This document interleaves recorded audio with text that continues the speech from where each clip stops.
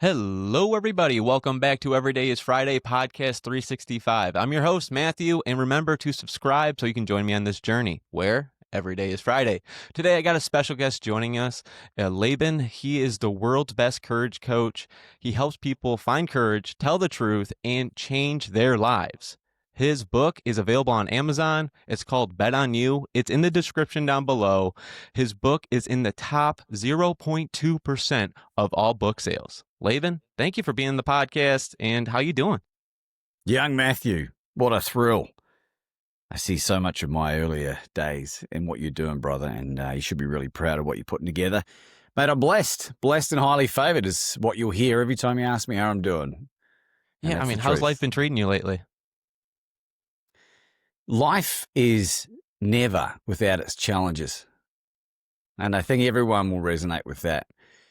But once you get to a point of your personal development, your growth, whatever you want to call it, and you see what I love to refer to as like the gift of adversity, that you know that when something shitty happens, that, temporarily you kind of deal with it, and then you can process and go, right, what's the lesson? What's the gift? And I can't promise I'll always react, perfectly. It's not my intention here, but it makes life a lot more rewarding and a lot more fulfilling. So, mate, things have been going from strength to strength. I'm very blessed. I'm 6 years into this journey, doing what I do full time. And man, I have eaten so many poop sandwiches over the years that they started to taste good. And, but they're all necessary. So, No, what I've learned in life is the only thing constant in this world is change. Very accurate. So you got to keep on, going with the punches, as they say. Laban, I really think what you do is so cool. For the listeners who may not be familiar with your line of work yet, can you give us a quick rundown of who you are and what you do? My background was as a former professional degenerate. Drink, drugs, gambling, philandering, limiting beliefs, negative self-talk, chronic autoimmune disease, an inability to be honest when it came to everything in my life, including women, boundaries, dysfunction, poverty. And I kind of got to a point when I was 35, I'm 45 now, and I'd been grinding along the floor of rock bottom for a while, and I kind of slid to a halt. And I imagined when I was very young that the life that I was going to live was completely different to the trajectory that I was heading towards when I was 35. And I was like, I got to do something about this. So I started this healing journey, and very proud to sit before you. 9 years since I touched a drop of alcohol without 12-step or programs or willpower or white knuckling. Next month, it'll be 10 years since I did any drugs or gambled, healed all the health conditions, transformed my body, married the woman of my dreams, who's incidentally smoking hot. And when you go through an experience like that, Matthew, I kind of got a tap on the shoulder from God or universe or source, whatever way you want to look at it, saying, I want you to share what you've gone through with people that want to listen and want help. And I think that's a natural progression for people that go through the kind of stuff that we're talking about. And so that's the thing. And I found my purpose, and that's what I get to do now. So, and I do that through my speaking, my coaching, my book, the podcast series, and the other stuff in between. So that's the nutshell. Yeah, and everything everything you went through, you put into this book, Bet on You. And we talked a little bit about how you got started writing the book, Bet on You. How did you connect with Les Brown? I really want you to explain that, because that hit me hard when you explained that, because that's kind of what I do. I reach out to people. And that was a large part of the reason why I wanted to spend some time with you, Matthew, because I recognize the courage it takes to reach out to people. And the situation with Les in 2019, it was a total unmitigated financial disaster for me. I used to work in recruitment, IT recruitment, did it for 14 years. And I don't know how it lasted that long, because I absolutely hated it. But one of the skills that I developed in 2019 was, out of complete and utter necessity, was cold calling. And in order for me to try and generate business, I had to go above the CIO level, Chief Information Officer, and start calling CEOs. And I got through to some of them, and I had some fruitful conversations with some of them. And that kind of was a new thing for me, and it was like, wasn't what people would do in the industry. And so when COVID hit, I was locked in my house like a lot of people in the world. We were living in Melbourne, Australia, which was one of the most locked down cities in the world. And I knew at that point I wanted to be a speaker.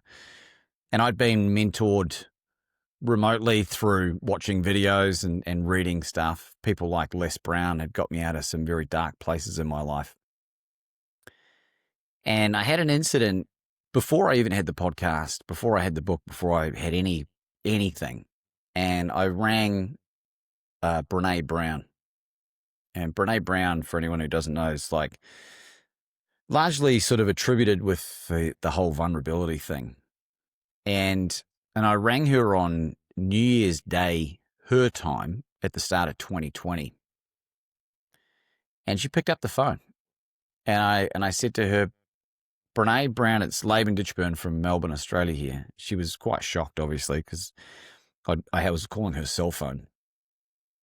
And she's like quite shocked, oh, hi, Laban, how can I help? I said, Brene, I've been instructed by my mentor, which was a woman I had that was mentoring me at the time, to surround myself with people that are much further along the journey than I. And I wondered if you'd be interested in sharing some ideas. That's all I had. I had nothing. She said, Laban, I'm about to sit down and have New Year's Day dinner with my family, but if you'd send me an email with what you had in mind, I'll come back to you. And I put together about a 1-minute video and wrote my blurb. And the video will never see the light of day because it was diabolical. Right? Maybe one day I'll show it. And a couple of days later, she replied back. She said the most lovely thing. She said, Laban, with congratulations on your journey, with the commitments I had with family and university, I don't have the time to give this the attention that it deserves. You'll do fantastic. I wish you all the best. And so that kind of sparked open this idea of like, oh, hang on a second, this is pretty cool. Because Brene Brown was easily one of the most demand people on the planet. And this was just pre-COVID. So when COVID hit, I knew I wanted to be a speaker. But we were all locked in our homes. There was no speaking engagements. So I was like, I need to create a podcast. So I created the show, which is called Become Your Own Superhero Podcast, because I was like, I'm sick of this Marvel DC stuff. I don't want people to idolize other people. I want them to become their own superhero. And the first 7 guests were local speakers from Australia, but I knew I wanted to be around the top G's, for lack of a better word. And so I got Les's phone number. And the way that I was able to do that, by the way, folks, is there's a plugin on Google Chrome called Lusha, LUSHA.com. It's a fully legal thing, and it scrapes data from LinkedIn profiles.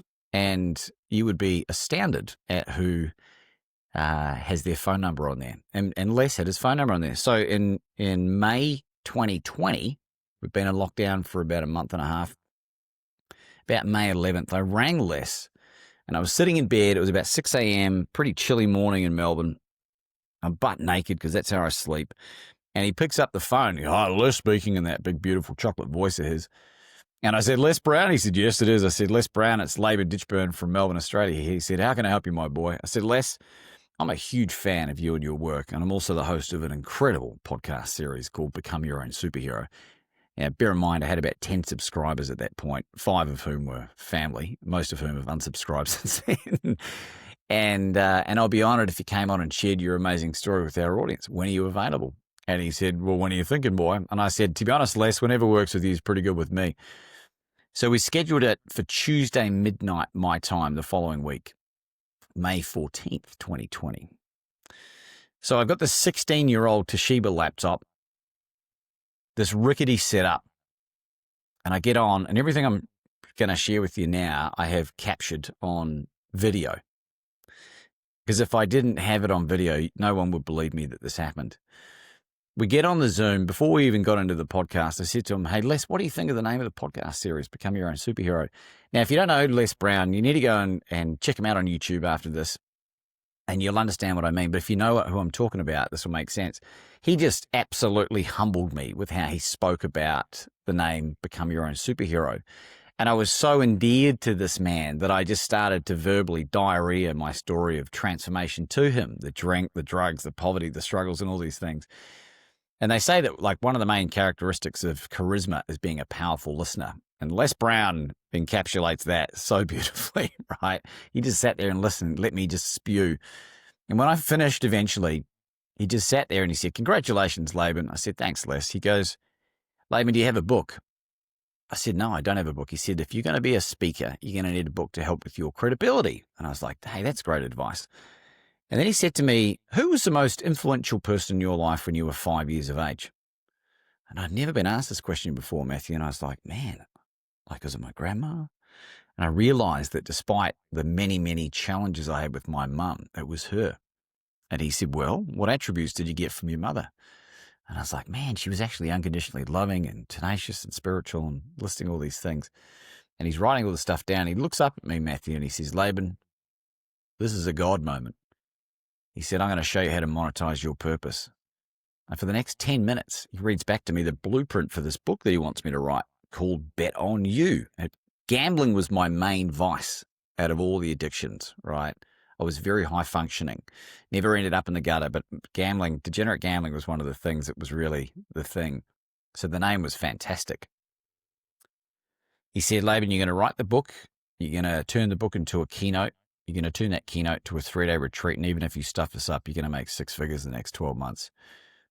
And I'm going to interview you on my social media platform," which at the time had 4.5 million followers, "to help you promote the book." And then he said to me, "Matthew, and I'm going to write the foreword to your book." And now, in a moment of complete and utter insanity, I didn't even say thank you at the time. I said, "Les, if you're going to write the foreword to my book, I'll have it to you by June 30, 2020. And he said, "I'm going to hold you to that, my boy." So in 6 weeks of the strictest lockdowns and curfews of anywhere in the world, I pumped out the first draft of 33,000 words, never having written a book before in my life. I never finished high school, never went to university, never had written really anything of any significance, and completely and utterly changed my life in the process. And the flow and effect of that was this book that was what can only be described as a divine download.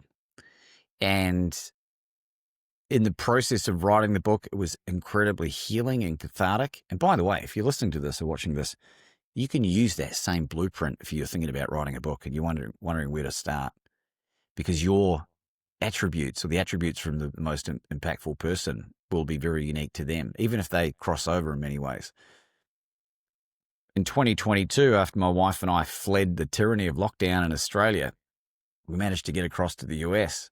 And in one of the most surreal moments of my life, we had dinner at Les's home, just my wife, him and I. And this moment where my wife asked him what he needed help with.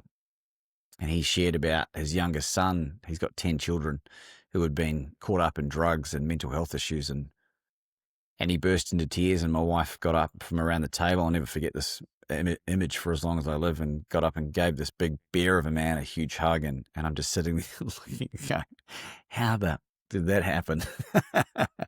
And he refers to us as his family, and we're friends. And you know, like, I wanted to write something that was different to everything that I'd read. And I'm very, very well read. I think I've read about 850 books in the last 10 years because I just became so thirsty for knowledge. And no Harry Potter, no fiction stuff. It's all personal development, health, relationships, that kind of thing. And I'm not saying that to brag. It's just like I was thirsty. And my journey of giving up all of that stuff without programs, without white knuckling, is seemingly very rare. There's less than a couple of % of the population that actually last 5 years without any programs or structure. And I figured out for me how to kill the desire to want to escape.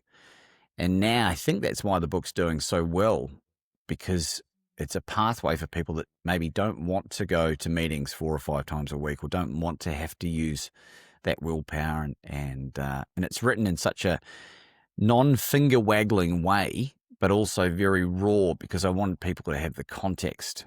And I think a lot of books, people, you know, for various reasons, leave things out that they're embarrassed or ashamed about. And one of the things Les told me early on, he said, "What people think of me is none of my spiritual business." That's a tough thing to start doing, but it's like a muscle. You know, you keep working at it, and then the more you share your story from a place of no agenda and, trying to leave things out, the more healing it is. And I can talk about these things because they hold no dominion over me now. So that's how the book came about. Yeah, I mean, your story can help so many people out there. And, you said you were fat, a lazy drunk, and you were gambling addicted. I mean, what was the moment you said, like, I'm done? When I was in my bed at about midnight in 2015, and I'd drunk about 3 bottles of red wine, and I was frittering away the last of my rent money that I'd borrowed to pay the rent on horse racing. And I called the Gamblers Helpline, which they had set up in Australia. I think they have stuff set up in the US and Canada as well, UK. And I asked for help. And like Les also quotes, he says, ask for help, not so that you appear weak, but so that you can remain strong and keep asking for help until you get it. And the pain of staying the same was far greater than the pain of the unknown future of doing the work. Best thing I ever did. And started to understand the reasons why I was escaping, which a lot of it stemmed from childhoods that people will really resonate with: divorce, dysfunction, custody battles, poverty mindset, resentment.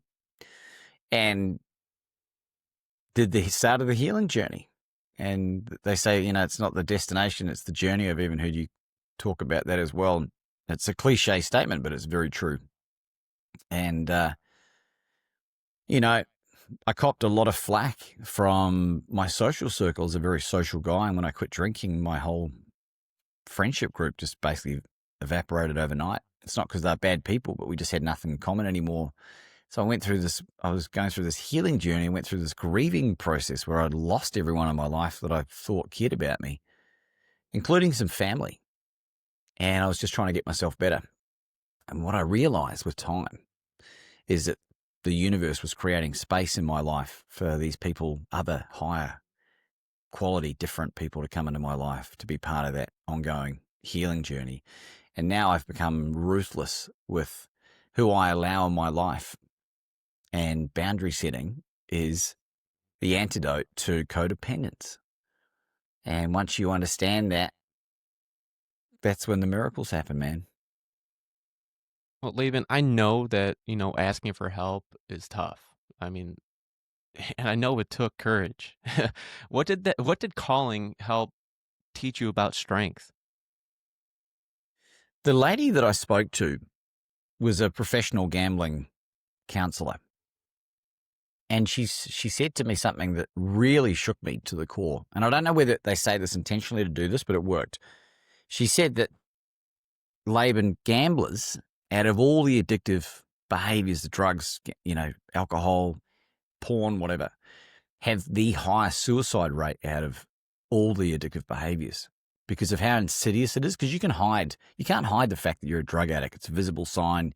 Alcohol, you smell of alcohol, your performance dips. But with gambling, no one knows that you're doing it. And people lose everything, and they steal and they lie and they cheat to get more money, and then they just kill themselves. And I was like, damn, and I had thoughts of ending it at times, usually when I was hungover from drugs and alcohol, like that anxious feeling that people describe.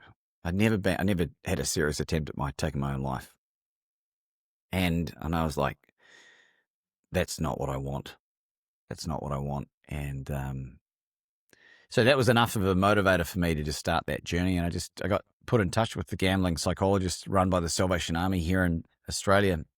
And I remember the first session, the lady Lee, who looked about 25 years older than what she actually was, because she'd just been taken on the weight of the world from these people that she'd been helping. And I'm so grateful for people like her. But she asked me a question about the relationship I had with my mum, which, as I touched on, was very dysfunctional. And burst into most guttural weeping. And that kind of kick-started this journey. And that, combined with education and reading on books about codependent behavior and, changing my diet. I had, the catalyst, I really truly believe the catalyst for the success that I've had with regards to knocking all these things on the head was the shift in diet.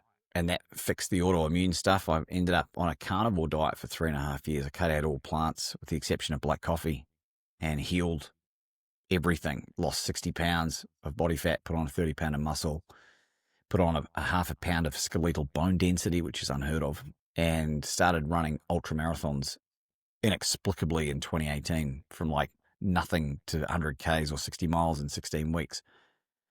And it wasn't that I was forcing myself to run. The energy kind of came within. And when you heal your gut's where 85, 90% of all the dopamine, the serotonin, norepinephrine, these things are created in the gut, the feel-good chemicals. And the body doesn't utilize all of them, but that's where they're created. It makes sense that I was feeling so good. And then, I met my wife the week that I ran my first 100K or 60 miler. And, I might be the world's best courage coach, but she's the most courageous person I know. And fostering incredible interpersonal relationships, doing the work, it's a recipe for long-term success. And it was easy at times, as opposed to lots of other examples. And that might sound quite interesting to people, but I'm inherently quite a lazy man. But I found out that laziness wasn't actually my thing. It was just wanting to find the most direct path, the fastest path. And yeah. A lot of people try diets after life gets hard. Why did you start eating the carnivore diet? I watched an interview on Joe Rogan back in 2016. There was a functional medicine doctor by the name of Dr. Chris Kresser. He's not a carnivore doctor, but he was talking about the link between gluten intolerance and heartburn. Now, I'd been told by 20 surgeons and doctors over the 17-year period I'd had this issue that what I had was genetic and it was incurable. And I had to take this medication that had no side effects, all of which was not true. But when I heard this, I was like, that's interesting. So when I did it, my symptoms went away in 4 days. And I was like, what else are these guys wrong about? So I went down this learning journey and then went on to keto, felt even better. And then I was like, right, I'm going to try this animal-based diet, which the reason I think it's so successful for so many people as a temporary elimination protocol, because when you allow the gut to heal and you rebuild the body, your ability to sleep better goes through the roof, process stress, exercise, which all of these things help chelate out, detoxify heavy metals, parasites, stress. They talk about, toxins being stored in body fat. Well, I lost 60 pounds. Is it possible, this is a theory, that trauma is stored in body fat? And if I'm carrying excess body fat, do you know what I mean? Like, and I've spoken to lots of brilliant people and interviewed Nobel Prize winners and Olympic gold medalists and stuff, like asking a lot of these people about what do they think. And no one's been able to give me a definitive answer yet, but intuitively, it really resonates with me. Makes sense. You feel better anyway, right? And what's interesting about being on a very low carb diet is that you're burning body fat as your primary fuel source. And ketones, people have heard of the keto diet, intermittent fasting, that kind of thing as well. But when you get into a therapeutic ketogenic state,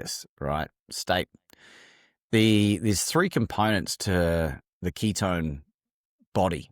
And one of them is called alpha hydroxybutyrate, AHB. AHB is very chemically similar to GHB, the gamma hydroxybutyrate, which is also known as the date rape drug fantasy. And a lot of when I was running, and I talk about this in the book, I know you've read it, and I appreciate that you took the time to read it. For about 2 or 3 years, I would burst into tears of release when I was running, when I'd get to the 4 or 5 mile mark.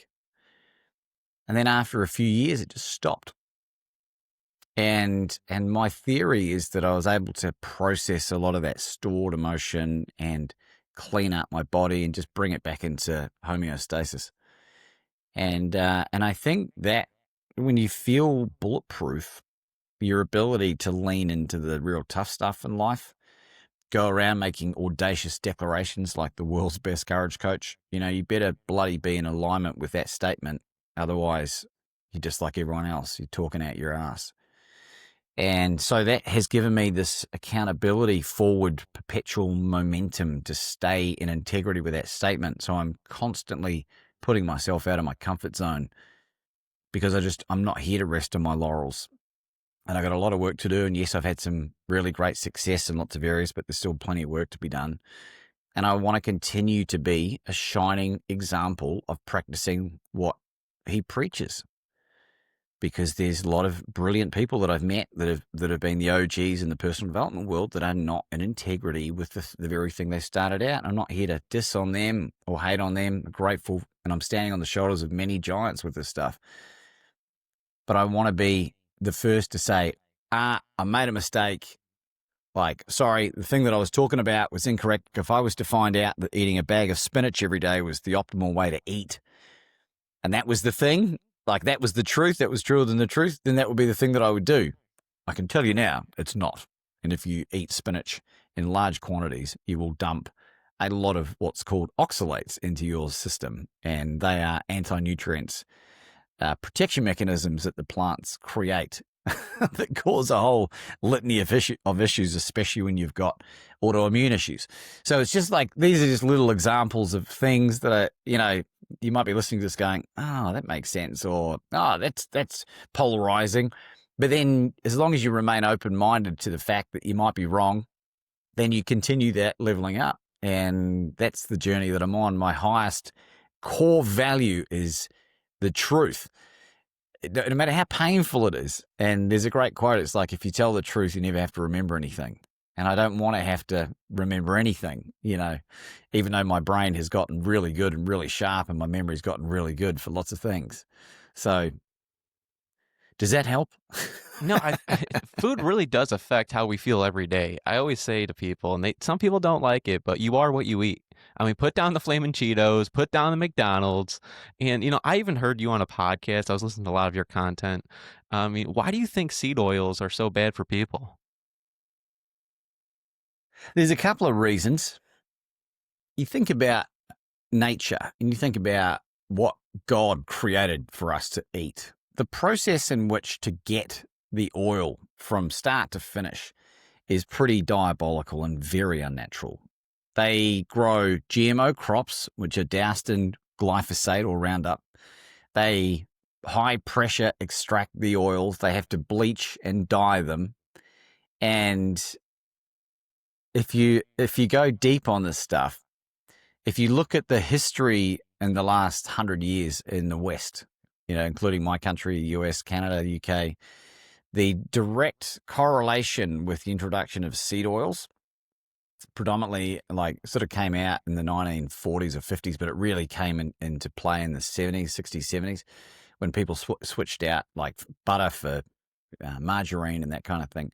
There's a direct correlation with chronic disease. And it's like, if you look at the stability of fats, right? Olive oil, beef tallow, pork lard, that kind of thing. They have what's called an omega-3 and omega-6 ratio. Beef tallow, which was for years what they used to cook McDonald's fries in, until they, some false data that came out from Ansel Keys, this famous doctor, demonizing animal fat, which has all been debunked, by the way. You don't have to believe a word I say. Like, it's the most stable fat, and you just get it by heating up beef fat, all right? And just as a fun side note, one of the studies that I saw about COVID was that the people that suffered the most from COVID symptoms, this is before the vaccines,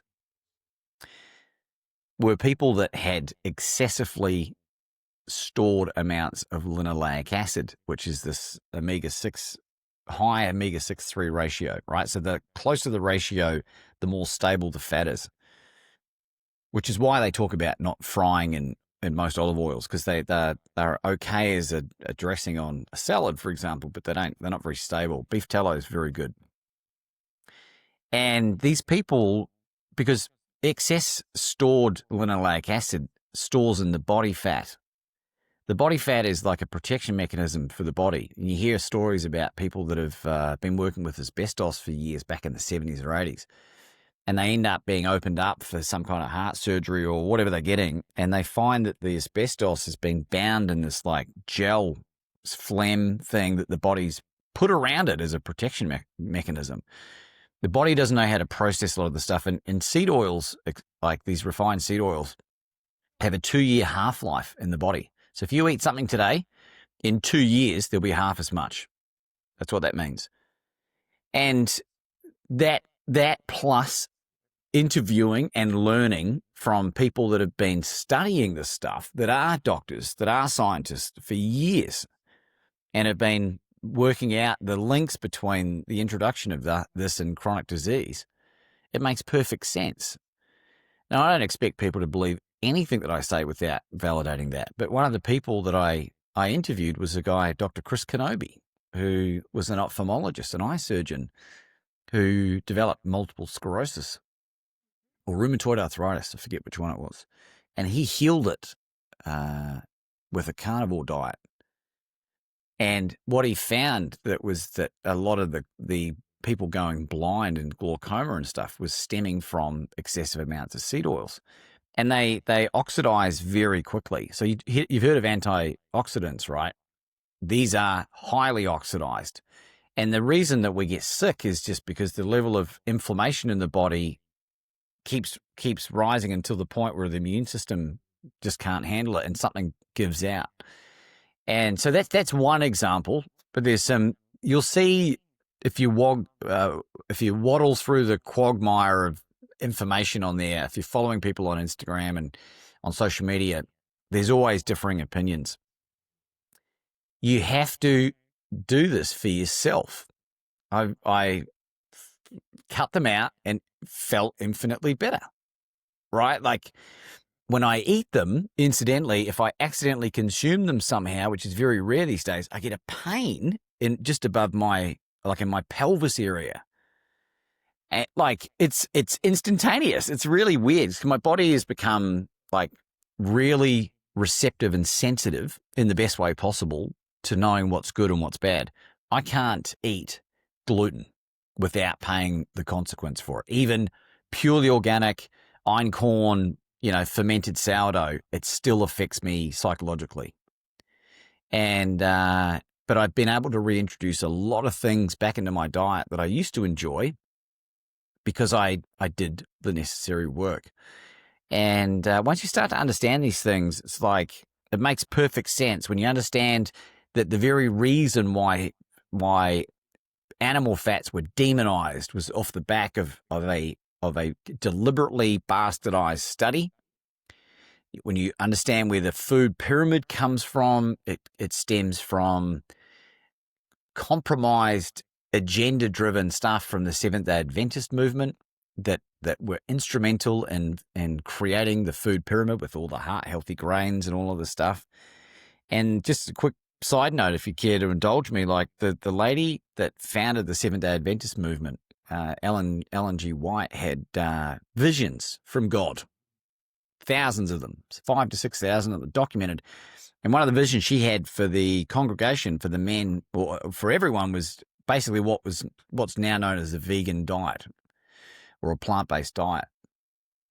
And so they stripped all the meat out of the diets of all the men to prevent premarital sex and masturbation. And then at 12 years of age, a young gentleman by the name of John Harvey Kellogg started working in the printing press. Now, Kellogg, that last name you might recognize because John Harvey Kellogg went on to become a doctor and was one of the main people entrusted with finding a grain-based breakfast alternative to the bacon and eggs that everyone was eating back in the 1800s. And now you got Kellogg's Cornflakes Sanitarium, which is an agenda-driven business. And it's, if you're on the box, if you're on the front box of a Wheaties thing, you're a sports hero. And we are unfortunately on the receiving end of one of the biggest propaganda events in history, and it's just insidious. But once you become awake to it, then you become empowered on how to make better decisions. And just as a as a conclusion to that story about Ellen G. White, her husband, and all the cronies at the top, documented that they were eating meat and doing the opposite of what they were saying the entire time. Those SOBs, right? So it's do as I say, not as I do. And that's the opposite of what you will get for me as long as I have air in my lungs.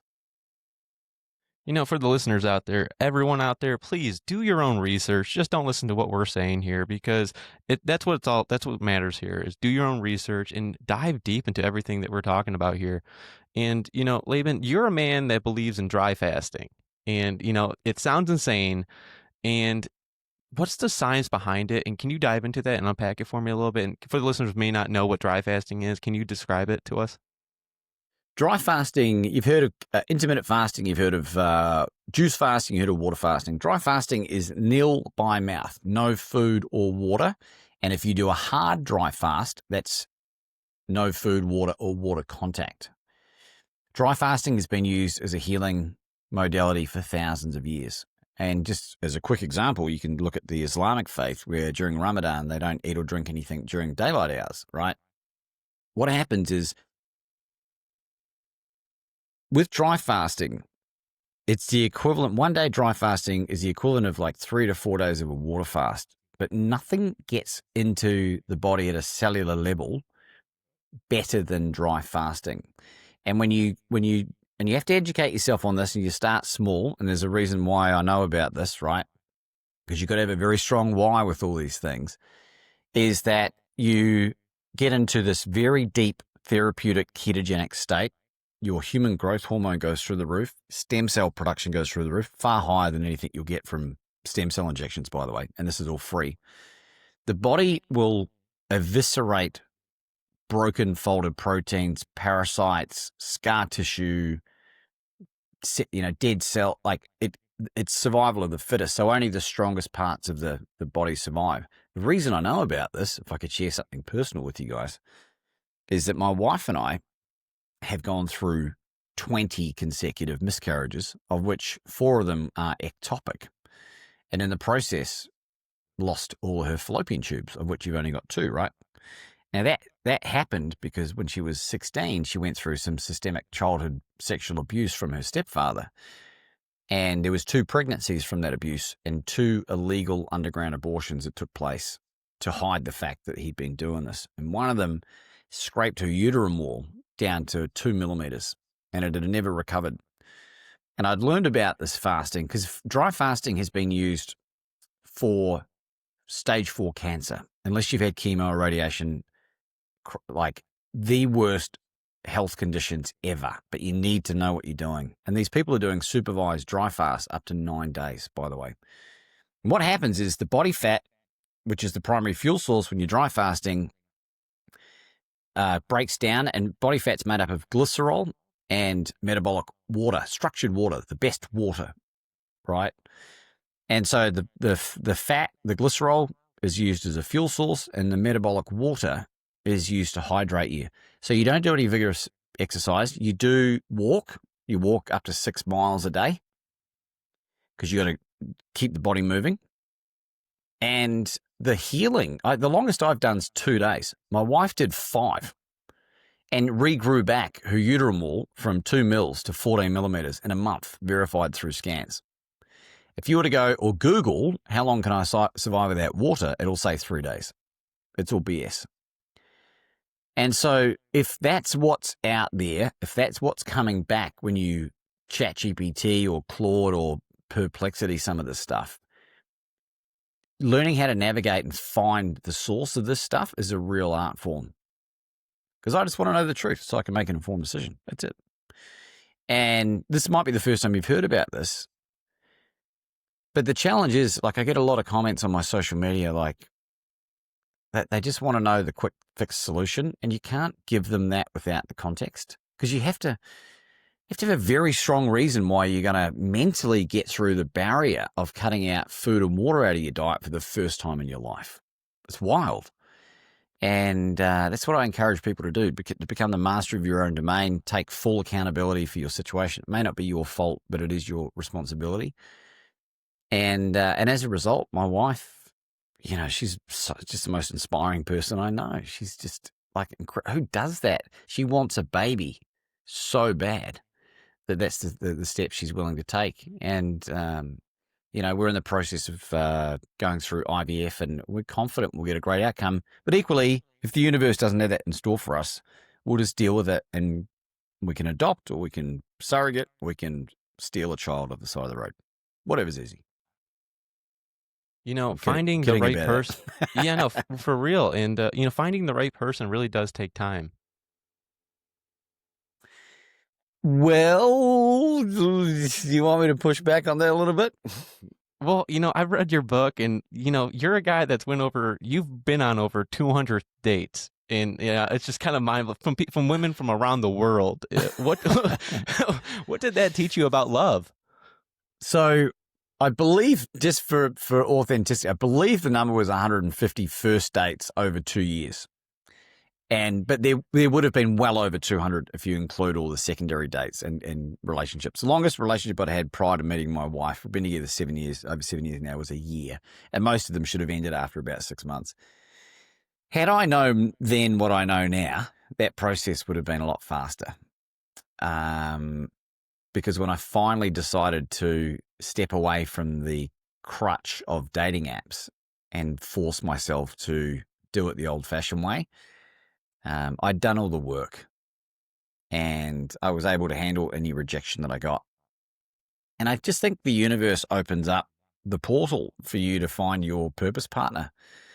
And, my wife, I saw her on the street on my way to a meeting in Melbourne.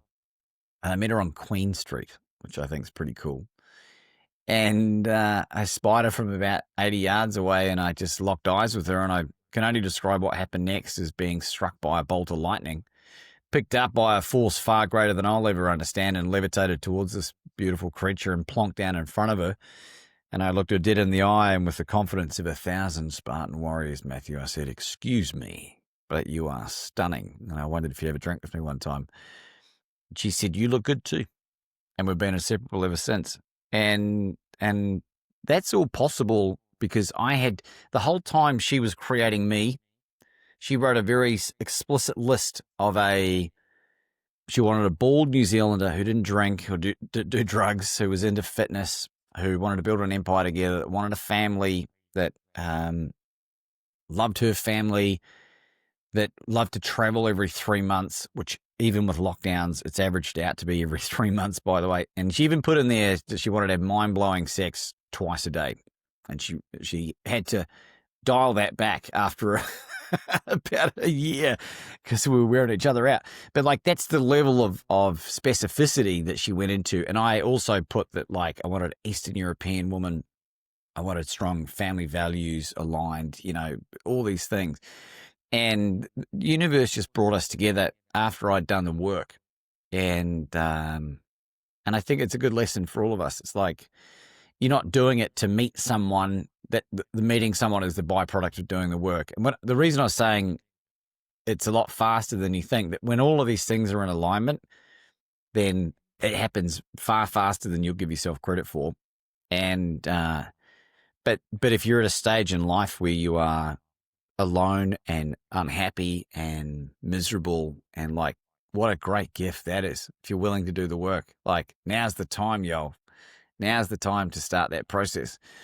And the stories that I get to tell off the back of going through all of that adversity is part of the fun of this. And I want to keep creating scenarios where I've got stories of challenge, and, they'll be different in many respects as I sort of evolve, to keep on top of things, to keep inspiring, Does that answer your question? No, yeah, 100%. And, my takeaway from that is a lot of people rush into dating without knowing what they really want. You know what I mean? What's the biggest mistake people make when dating? That's exactly what. They don't know what they want. And then when the ones that, have you ever seen these videos on social media? They got these women that are, let's say if you had 1,000 men, rate them out of 10. This is a purely aesthetic thing, right? And the average was a 6, just using that as an example. they will say that they are a 10. All right. If your ability to communicate is a 6 out of 10, but your ability, like your knowledge, is a 10 out of 10, you are perceived as a 6 out of 10. And like, if I look back at how I used to look physically, and people disagree with this, but it's wrong.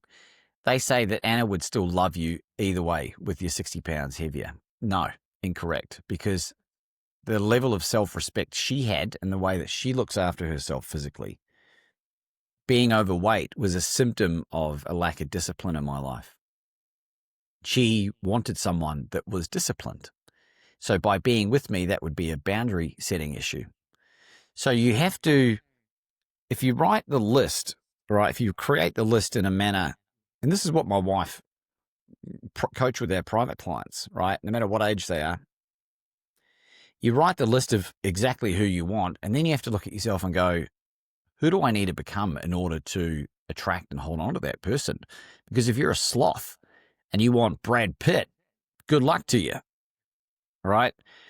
And it's the doing the work to become indicative of someone that's like, you know, I was $200,000 in debt when I met my wife, so no one could ever accuse her of being a gold digger. But I'm proof that you don't need to have money in order to attract a very high value woman.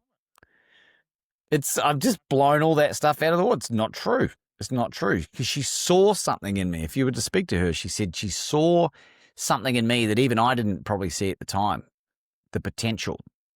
And now that's paying dividends. And the reason that I've been able to achieve what I've been able to achieve is underpinned by this unwavering belief that my wife has in me. She kind of, like, for lack of a better word, gives me this permission to just go all the way.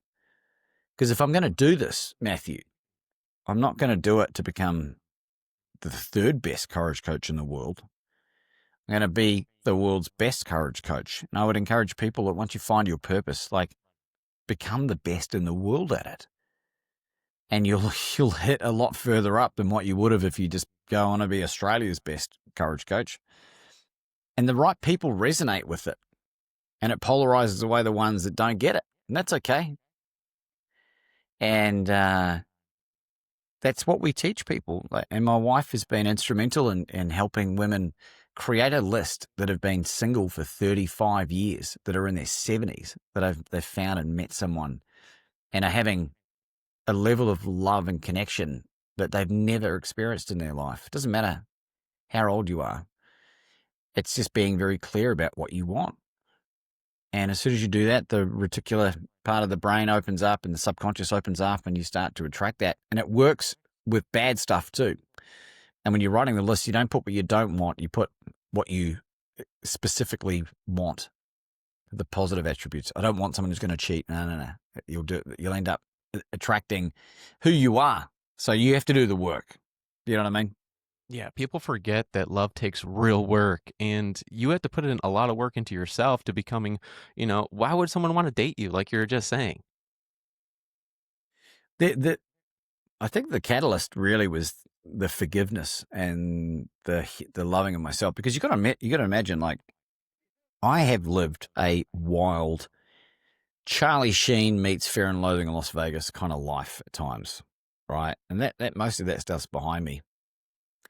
So when Anna and I got together, I remember one of the books that I'd read in 2017, we met in 2018, was Mark Manson's Models, Attracting Women Through Honesty. And a girl that I was dating at the time, who was this Norwegian lady, I was honest with her about my past when she asked. And I was like, this feels good. So when Anna and I got together and I could see things were serious or getting serious, I said, hey, you can ask me anything you want about my past as long as you're happy to hear the answer. And boy, howdy, Matthew, did she take me up on that. And I was forced to reveal parts of my life that people knew about, but I just was like, I want to leave that in the past. And what it did is it created this bond of trust between us, so much so that a year into the relationship is when Anna finally felt safe enough to share with me what she'd gone through when she was a young woman. And so she was able to start her healing journey. And because I had done enough work, I was mentally and spiritually prepared, ready to be a support mechanism for her. And as a result, a couple of years later, hypnotherapy being the thing for her that helped her more out of anything, she's now healed from this stuff. I've never met any woman that's gone through this level of abuse that's come out the other side in such good shape because she's forgiven herself. She forgave the guy. Not forgotten. It's wild. Forgave her mother for not protecting her in the way that she could have. And just opened up. And now she's become this incredible resource for women that have gone through unimaginable, and men. And thank God I didn't go through that kind of stuff. But she did. And she's evidence that you can come out the other side in one piece. And now she wants to become the loudest voice for women that have gone through this. And in doing so and sharing her story and giving me permission to share her story, by the way, maybe this will help a few people. Yeah, we all have our own story. And, you call yourself the world's best courage coach. You've earned that title through real life experiences. I really want to ask you, what are some of the top things people come to you for help with? What they come to me with and what they end up working on are usually two very different things. Some of the clients that we've been working with or had in the past are usually very successful. Business owners, professional athletes, C-suite execs. And because you have to be ready for this kind of work, and we charge a lot for it for a number of reasons. And they'll, like one current client who's a lady who's 55, worth more money than God. A couple of years ago, her husband left her and married his childhood sweetheart about a week after the divorce ink dried. And they had a couple of adult kids. And she, at that time, wanted to kill herself. And the things she's been working on are her self-worth. And then, like, a lot of the escapism behavior was like there was issues with drinking as well, codependent behavior, using money to buy affection and these things. So she's been working on her self-worth and letting go of a lot of the shame and guilt that she had acquired through her childhood. She was adopted, so she had abandonment issues that were left unresolved. Her adopted parents were pretty dysfunctional as well from all accounts, so she's done a lot of healing and forgiveness on that stuff. But like, as we get to know people, often the thing that comes up as a primary driver is their health. And so I don't ever give medical advice per se, but I can point them in the direction of like where they can go, because in order to do this work, if you've got the vitality and energy from proper stress management and diet and stuff, it makes the rest of it a hell of a lot easier. And one example I can give you, like earlier this year, 2025, if you've heard of Brian Tracy, the goal setting guy, Dr. Brian Tracy wrote Focal Point, and he's like one of the OGs of the personal development world. If you Google top 5 motivational people on the planet, like he comes up. He hired me as his coach. And I won't go into details about why, but I ended up having to fire him as a client 6 weeks later because he wasn't coachable. And I'm not saying that to disparage Brian. He's done phenomenal work. But he was so set in his ways that he just wasn't coachable. And because I kind of got a little bit deer in the headlights with the fact that I, as a coach, like in terms of coaching, like that's like pinnacle. You may as well have Tony Robbins as your client, right? He trained Tony Robbins in many respects back in the day, this guy. And so I didn't take him through the normal onboarding process that we would have. And, he just wasn't coachable. So for me, rather than just holding on to that relationship, I was like, what's an integrity? What's true for me is that if I continue this, I'm not going to get him a great outcome and I'm going to drive myself nuts. So I was very respectful, and I just said to him, Brian, I get the feeling no one's pushed back on you for a long time. And he said, yeah, you're right. And the guy's in his 80s, a number of health issues and stuff. And I just wanted to help the guy so he could live longer, so he could keep doing his work. It's not about ego or pride. The world's best courage coach declaration has nothing to do with ego or pride. It's a declaration to the universe about how I choose to show up in the world. And it keeps me accountable, like I mentioned earlier. So these are just some examples of true things that have happened. I don't want to have to sugarcoat this stuff. It's real. And it taught me a lot about wanting to be in integrity with that statement. And, I don't know what the future's going to hold, but I can't imagine that will ever change. So, Our first conversation we had, you asked me some deep questions and, it pushed me to actually think outside the box. I really want to ask you, what makes a great life coach? just my humble opinion, I think someone that doesn't give the answers, but asks powerful questions so that the person can see for themselves what they need to do. I often when I'm signing books, you already have everything inside you to live the life of your dreams. And I mean that sincerely, because you are your own best conduit for this stuff. You have infinite intelligence available to you through your subconscious and through spirituality. And if you're a hardcore, diehard atheist and you got no connection to any kind of source, or, whether in a simulation, I have a lot of empathy for you. I don't know how you do it. Asking powerful questions. And the reason that I even ended up getting hired as his coach was because despite him having more money than God, more access to anyone on the planet, no one had ever asked him the depth of questions that I had. And I know that because he told me. Because a lot of people, when they get around famous people, rich people, whoever, they shrink. They don't think they've got anything of value. They don't know how to ask powerful questions. Because if I just went to him and went, hey, do this, do this, do this, I'm telling him what to do. And he's like, whoa, who's this guy? So when you ask questions and then you invite in, can I share something with you? Then you break down that barrier and you're inviting people in. And I think the other part of a really great coach, there's a lot of really shitty ones out there because they are so fearful of admitting when they make mistakes.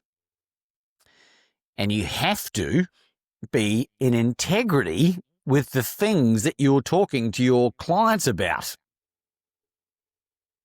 And if you haven't gone through the thing that they need help with, you need to specify the fact that you haven't gone through it. But here's where you might find the answer. Now, I might be completely wrong on this, but I would say the outcomes that we're getting, my wife does a lot of the subconscious stuff, so she helps remove a lot of the blocks. So her and I work together, by the way. And that speeds up the process because a lot of these people have plenty of money, but they don't have time. And so as I continue on this journey, I've been doing this for a long time now, but and have had lots of experiences. That's my humble opinion. I don't know whether that's 100% accurate. I could be wrong. I don't think so. But like if you're finding a coach that's got a very regimented program when it comes to transformation, I'm not talking about business coaching or, wealth creation, that kind of thing. Have they done the thing that you want help with? And if they haven't, tell them to piss off. Simple. Excuse my French. It's something I believe in is, become 1% better every single day and build those small habits on top of each other. And that's what really makes you who you are at the end of the day. A good coach, what I took away from that, does not do the work for you, but they guide you. You have such good questions you've asked me. What's a powerful question every person should ask themselves? My favorite question to ask anyone, which I've never heard anyone ask me, is, and I don't know how you ask this to yourself, but maybe this works. If you could wave a magic wand and that wand would grant you one wish, and that wish would solve the number one problem in your life. Now, I refer to it as a challenge, but just for this context, what would that problem be? And it's not your spouse, not your kids, not you.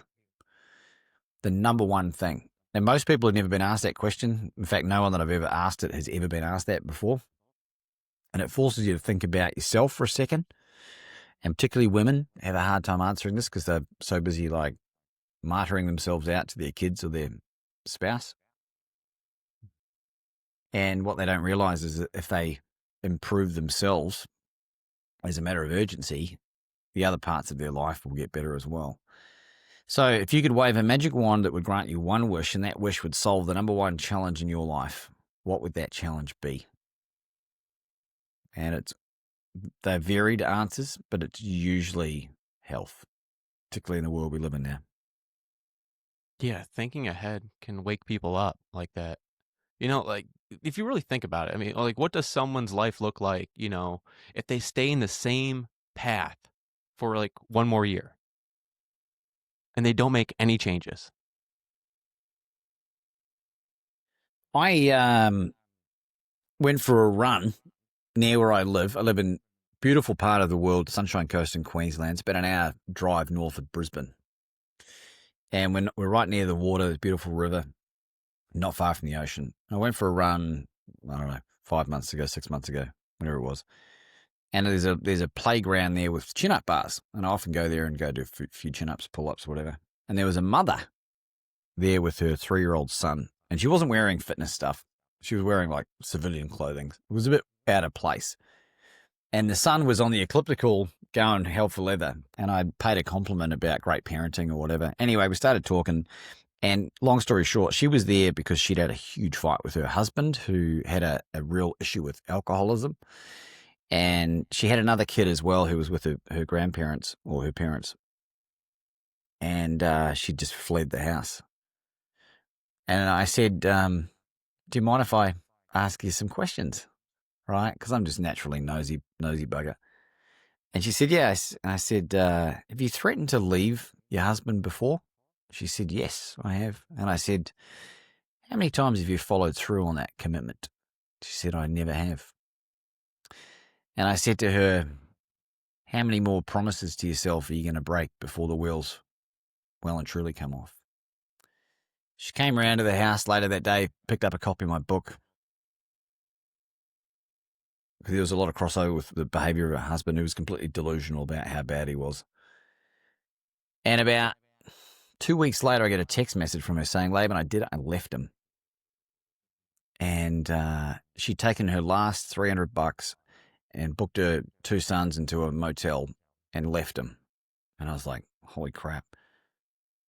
No, she wasn't an official coaching client. She didn't have the money, obviously, but be that as it may.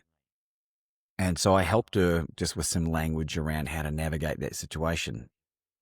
Anyway, he ends up moving into his parents' place because she had set the boundary. And he was freaked out because this is the first time she'd pulled the trigger on this thing, right? He was just calling her bluff every other time.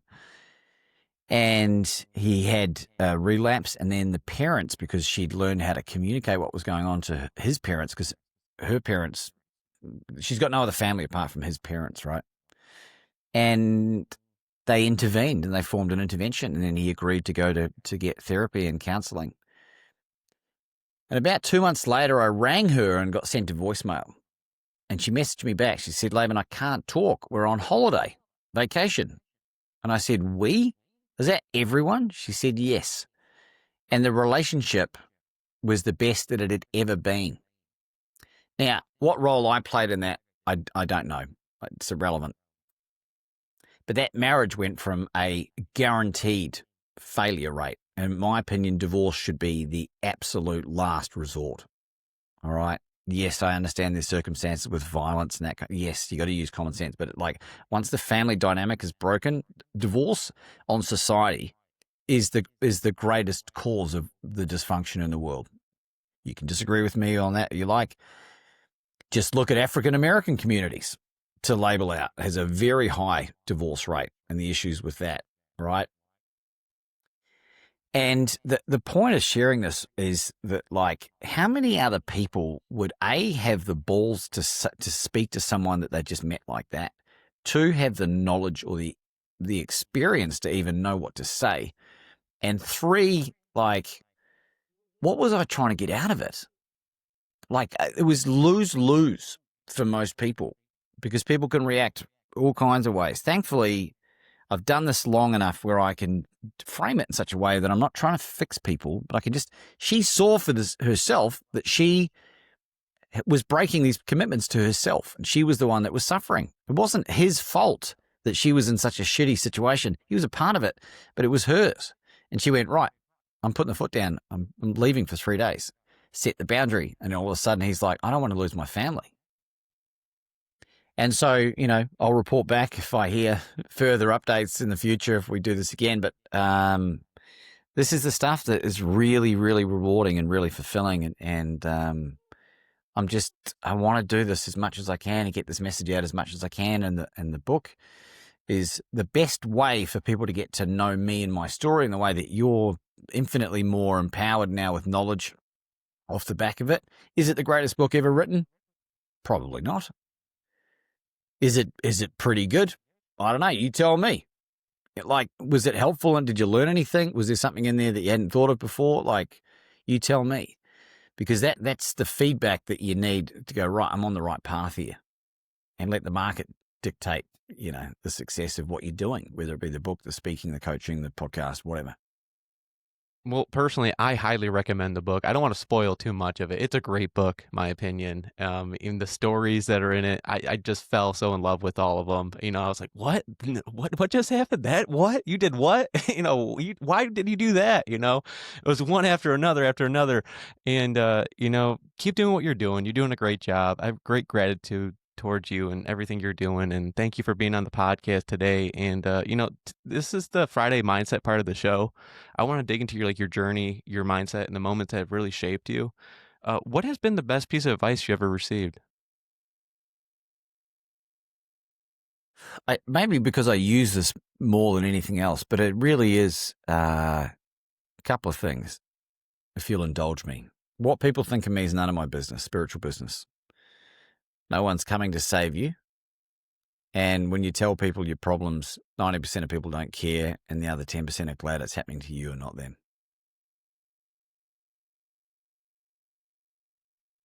That is so true. That is so true. And what's one truth about life you wish more people understood? How good they can feel physically, mentally, emotionally, and spiritually when they put the body into alignment with how nature created us, how God created us.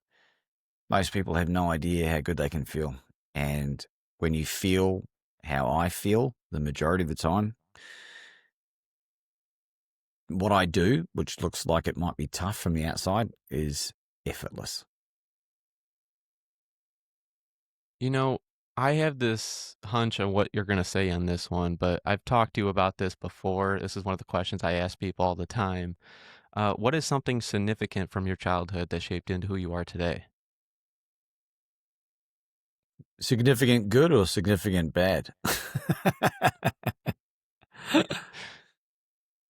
Do you want me to say my hunch, what you're going to say? Or I just really want you to answer it because I thought you were going to, I don't know, because your parenthood, that's really what I was going to say. Because the way you were raised, with your mom and your father, because, I read the book and all that. So I thought you were going to say something about that. But, you can go good and bad if you want.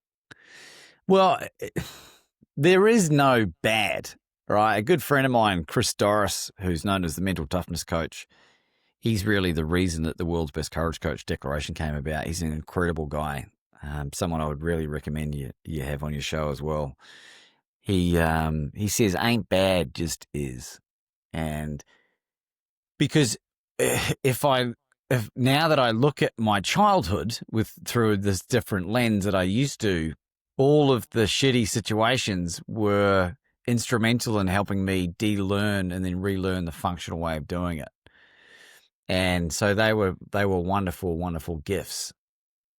For what you're angling from, maybe it's generosity. I don't know. There's a ton of things, but I think maybe the most significant thing is just no matter how shitty your situation is, all right, one, don't compare it to anyone else's, because one, you'll probably under diminish it or over diminish it, if that even makes sense. Because people go, oh, and the ones that crack me up, clients, oh, my childhood was really good. Well, my childhood was okay. And then I'd find out that something horrific happened. These people tell themselves what they want to hear. But just know that whatever you've gone through, like, is your greatest superpowers, your greatest strength, because it gives you a level of, once you come through it, a level of relatability that is so valuable at helping other people. And I truly, like, one of the things I'm really good at is helping people find their purpose. And 100 times out of 100, it's service. It's service. It's service. It's to stand on the shoulders of giants and do what I'm doing. Because there was once upon a time when I was watching a podcast, watching people like me or watching people like you, Matthew, going, man, that would be cool. Like, and I'd say I'm a regular guy. I'm far from regular, but you know what I mean. You know what I mean? Yeah. I always ask people, what is their why? And, I do this podcast because I believe that stories can change lives. And, I want people to know that anything is possible as long as you put hard work into it, and talent beats hard work every time. Well, folks, I mean, hard work beats talent. My bad. I messed that one up. No, I know what you mean. Matthew works a full-time job at time of recording. How he's put out, how many episodes you done? 134, and you're going to be like 135.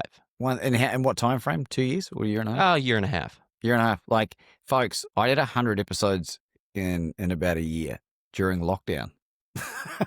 Like, and I didn't have a job. So this is what Matthew's doing is extraordinary. Like that's why you need to support people like him. Like, just do the little things, go and subscribe, share it with someone you care about. Like, there's very few podcasters get past like 30 episodes. And I know you teach people how to structure a podcast if they're interested as well. The thing about the podcast is that the majority of the key core relationships I have now are with former guests. And when my wife and I moved to Mexico to live during lockdown and we got across to the US for 3 months at a time, like 80% of the first 6 months we stayed in the US was in the homes of former podcast guests and the introductions that they made. That's wild. It's wild.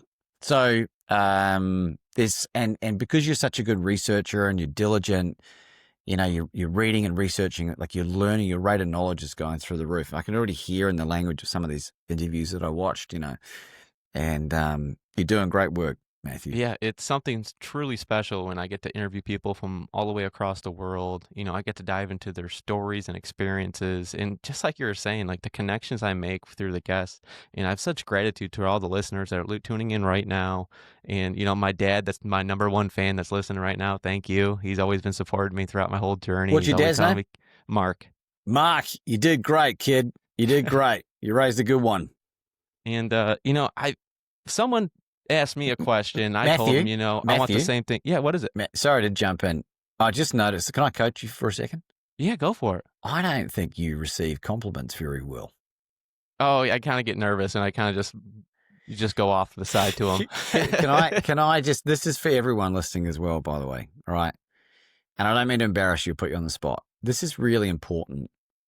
It's not about being humble and whatever. When someone pays you a real compliment, learn how to accept it. You just need to say, "No, this isn't for me, this is for you," right? I want you to get really good at receiving this stuff because it's going to hold you back in other areas of your life if you don't do it. You can just say, thank you, right? Because you're allowing me to acknowledge the work that you're doing. And so I get to give. And by diminishing that, there's an energetic block. And it will allow you to pay forward real compliments, right? I'm not saying this to blow smoke up your bum. Like, does that resonate with you? Does that make sense? No, it does. Thank you for that. So I'll say this one more time. You are doing phenomenal work and you should be really proud of your actions. Thank you. I appreciate that. It wasn't because, so hard, was it? I hear it. I hear it a lot, but then throughout my journey, I've also been told, to stop doing what I'm doing. And it's one of those things that I'm always going to keep moving forward no matter what they say. We're going to keep on rocking every single day. And, who's telling you to stop? Oh, family, friends. I've lost friends over this podcast. I've had family members say, every day is Monday. That's my Uncle Ron out there, and Ron, you Uncle either Ronnie, get it. Piss off, would you, mate? Tell these people to piss off. Right, you don't need to physically say that, but just keep doing what you're doing, because here's what will happen, young man. Here's what will happen. This is really important for other people watching and listening as well. When you stay true to this mission that you're on, with time, the biggest haters are going to start knocking on the metaphorical door, and they're going to go, Matthew, what are you doing? You seem like you're happy. You seem like you're doing really good. Like, I want some of that. I promise you this will happen. It can take a long time with some people. You're not here to try to get them back. But now some of my biggest haters have come back and they send me a private message. They never like or comment anything on social media. Hey, Laban, just, you're doing really well, man. Keep going. And I'm like, gotcha, bitch. You made my day by saying that. Thank you. Sorry about my swearing. I know the American markets, I shouldn't swear as much, but that's all right. My mom won't like it, but it's okay. What's your mum's name? Julianne. Julianne, you should be very proud of the man you, and I do apologize for cussing. If I'd known you were going to be listening, I wouldn't have said anything. Sorry. Thank you for saying that. And I have this question because my brother told me, he asked me a question. I was like, I'd like to be on the Joe Rogan Experience, myself. And he goes, oh, that's unrealistic. Why would you even think about saying something like that? And you've said it before. Why do you want to be on the Joe Rogan Experience? To say thank you, primarily, because his podcast was the interviews that I saw that had the two guests that spoke about the Dr. Chris Chris that I mentioned earlier, and Dr. Sean Baker, who's a carnivore doctor. And I don't know if you're alluding to this because you've seen the clip, but when I was staying in Austin in 2022 with a friend that I'd been introduced to from a podcast guest, he lived on Lake Austin in a $9 million, one of the most beautiful houses, invited us to stay with him and his wife. And he said to me, Laban, Matthew McConaughey, Sandra Bullock, Elon Musk, and Joe Rogan live on the river here. And I was like, I said, wouldn't it be cool if I could throw a copy of my book on Joe's lawn? Because it backed onto the river, apparently. He goes, well, I know where Joe lives. I said, why don't we do it? So I wrote this thing and said, thank you, put it in a sealed Perspex container so it wouldn't get water damaged. And we're cruising down the river, and we're coming into where Joe Rogan's massive big property is. And there's no fences really on the properties because it goes onto the river. And as we get close to the house, I see this stocky, burly figure standing next to a young girl and a dog. And it's Joe Rogan with his daughter and his dog Marshall and another friend. They're about to go out in the boat. And I was like, holy shivers. Like, I hadn't prepared for this. I was just going to throw it in the back lawn and hopefully the gardener was going to pick it up and hand it to him, right? So as we're getting close enough, I yell, I go, hey, Joe. And he looks up, and I forgot about open carry laws in Texas as well. I could have easily got myself shot. He looks up, he goes, yeah, I got a present for you. And he goes, how have you got a present for me? And all this was recorded by my wife, by the way, on her phone. And Ginger, my mate's wife, who's in her 60s, was like, hey, y'all, just want to welcome you to the neighborhood. And blah, blah, blah. And then my wife goes, you saved Laban's life. He goes, I didn't save his life. How did I save his life? We had this little 90-second dialogue where I was able to explain very quickly what I just told you about those guests, and had this amazing moment where the guy driving the boat, John, wasn't a very good sailor, and he was having issues getting back and forth because of the flow of the river. So I had to throw the book, and it went and landed in the bottom of the boat that was about to leave. Now, I've not heard from Joe. I'm not holding my breath. What I am doing is asking myself, who would I need to become in order to be a no-brainer guest for Joe Rogan? And if that was ever to happen, do you think he would remember that incident? Hell yeah. Hell yeah. So if that's what the universe wants, because the platform would be phenomenal to reach millions of people that would know about me and continue my pursuit of getting Bet On You to be the number one selling book in the world across all categories on Amazon and other, Barnes & Noble, whatever. So again, how would the world's best courage coach conduct himself? That is an incredible story, by the way. I just can't believe you did what you did. I mean, I mean, who would have thought that you threw the book, onto his boat like that and he would pick it up? Look, he might have put it in the wood chip. I don't know, but it's irrelevant. What it did, Matthew, is it unlocked another part of my brain of like what I thought was possible. And what I'm learning the more I go through this process, this journey, is that I am doing things that I've been told were impossible. And your brother, no disparagement to him at all. He's just operating from his own limited thinking because it's so unbelievable because we've been conditioned by society to believe that these things are impossible. And I can tell you firsthand that what I've been able to pull off in some areas of my life are impossible. I ran a 30-mile run in 2021 on zero sugar, zero carbohydrate. Now, if you're new to this whole thing, you might say that's not true. You can take my word for it. It's true. How's that possible? Because the body can burn body fat as fuel. And I didn't run it super fast, but like now that you've heard that, you're like, what else is possible? You know what I mean? So that's really the point of this, just pushing and pushing and pushing to see what is actually possible. What are the limits? How far can I push things? And there you go. I resonate with that story because, I went to a Market America convention in Miami, and basically it was a pyramid scheme. I don't know if you ever heard of it, but they brought on Gary Brecka onto the show, and and I was sitting there and I was thinking to my buddy, I go, I'm gonna get him on my podcast. They brought him on here. He's a huge health. He is the biggest health podcast there is, and so I was like, I'm gonna get him on my podcast, and by all chances, we're sitting there and he comes walking by, and I don't stop. I don't skip a beat. I go up to him. I'm telling him, what I dive into the stories and experiences of people from all walks of life. I've talked to your son. He has a beautiful story as well. He runs marathons. He does a whole bunch of stuff, and I'd love to have him on the podcast as well. And he's like, yeah, I'd love to get on your podcast. Shoot an email or a text message or shoot a DM towards, my team. So I was like, oh yeah, I can do that. No problem. I even had video of it. Like you were saying, my buddy was taking video of me talking to him. And then I got with this team. Eventually, I went through about 3 or 4 people to get to his team. And then eventually they just go, Gary does not want to be on your podcast. Bye.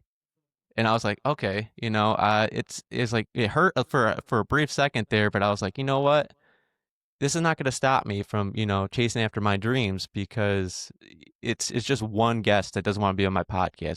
There'll be bigger and better ones. And eventually, he might be coming back and knocking on my door and go, you know what? I remember that time that, I met you in Miami, and I'll hop on your podcast one day. So I'm not shutting the door on that, but one door closes, another one will open. And that's what it's all about. Well, today might be your lucky day, young Matthew. And I'm not going to share it here, but I've spoken to Gary on the phone. I've got his direct cell, and I'm going to text you his number, and you can ring him if you have the balls and try again, because it's not him saying no. It's the layers. All right. And that even if he says no again, and if he says, how did you get this number? Tell him the truth 100%. I haven't had him on the show. When I spoke to him the first time in 2023, not long after he went through all those issues with Grant Cardone and 10X Health, which has largely been resolved. So he had his hands full. But I'm not tied to any outcome when it comes to guests. Like the ones that are supposed to come on will come on. And you ring him and you use the same language that I used, and that has a very high strike rate. And if he said, I would love to come on your show, call them out on that. Gary, the reason I'm calling is because we met at this conference. I did what you asked me to connect with your team, and then they said you didn't want to come on. And I know that's not you, and I just wanted to re-invite you on there. And I want to interview your son as well. Like, and these people are busy. They are. But they make time to come on shows with people that have the tenacity that they had to get to where they're going. And that's what I love speaking to people, because they can hear the energy in my voice rather than if you email someone to come on your show, no way. I get inundated with messages for people to guest on my show. And I'm like, nah. They might be brilliant, but nah. Don't have time for it. I want to, I want to have. Do you know who? This is a true story. My wife's Russian. Do you know who I'm inviting to interview the next person? Who? Vladimir Putin. You know why? Tucker Carlson interviewed him last year. Did a pretty good job. I speak a bit of Russian. I can understand it pretty well in some areas. But I want to ask him questions that he's never been asked before. And in Russia, you can apply to interview him and they have to respond within 28 days. So I have to put a compelling case together about why he would want to give his time. And now, if you're anti-Russia, whatever, like this is not what I'm talking about, right? If I thought it would be worthwhile interviewing Zelensky, I would do that. I've interviewed a few politicians here in Australia. None of the mainstream ones want to touch me. They won't come near me. So it's not for lack of trying. I've cold called former prime ministers, current prime ministers. Like, I spoke to Princess Beatrice on the phone for about 15 seconds a few years ago. The Prince Andrew's daughter, right after he got caught up in that Epstein stuff. So I can understand why she was pretty busy.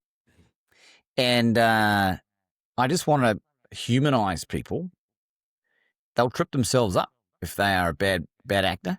But I've spent time in Russia and I was shocked at how nice people were and how strong Christian values it was. The place was wildly abundant financially. People were incredible. My wife's incredible. She grew up there. And I just want to know the truth. And I think that if I was given an opportunity to sit down and interview the most controversial person on the planet, that would not intimidate me, because I'm showing up with service. What value can I add Putin's life? Maybe I can share a perspective that, he can implement in his life that changes the outcome of his trajectory. So that's the point here. It's like, how would I conduct myself if I knew I couldn't fail? And that takes practice, and what you're doing is building the resilience, and the guests that you'll bring on. It's not that I'm trying to bring on the most famous people ever. I interview veritable nobodies from time to time. It's whether they resonate with my core stuff. And we'll keep you posted. You'll certainly hear about it if I do it. Like I always say, you only get so many summers in a lifetime. So, take full advantage of every opportunity you got. Amen to that, dude. I could be dead tomorrow.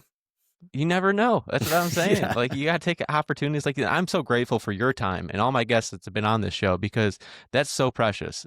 At their time, they're being on my podcast, and, I do my research because I need to show up for them, because I want them to share their stories, their experiences, and tell their story. And I really want to let you know, thank you again. And the show is called Every Day is Friday, and Friday has a special energy, whether it's like freedom, excitement, or just feeling of accomplishment after a long week.